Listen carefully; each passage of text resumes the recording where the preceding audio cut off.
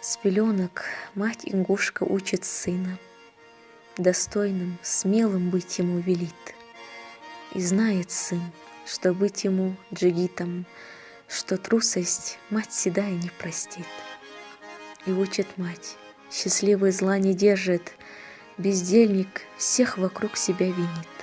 Слабак и трус лишь жалости не знает, а терпеливый счастьем дорожит.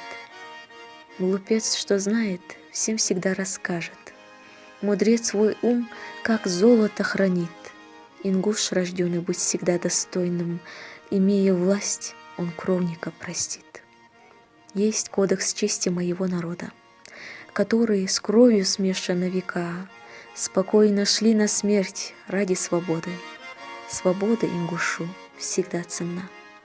Когда тиран с огромными войсками решил Аланов царство захватить, он встретил на пути достойных воинов, решивших путь пришельцам преградить. Ингуш Алан так яростно сражался, что на века запомнили враги. И, не скрывая правду, хан признался, что смелы очень воины ингуши.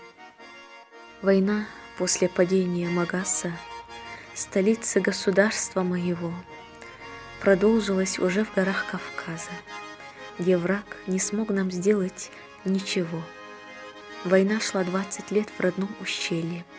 Не смог тиран попасть в наш горный край, сказав, враги достойны уважения, и в честь народа титул есть — Галгай.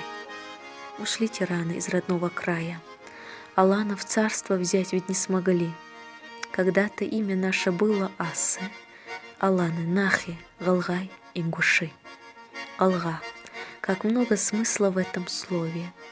Честь, храбрость, вера, благо и душа. Ты знай, Кавказ, ингуш всегда с тобою. Для братьев братом будет на века. Автор Хашиев Хамзат.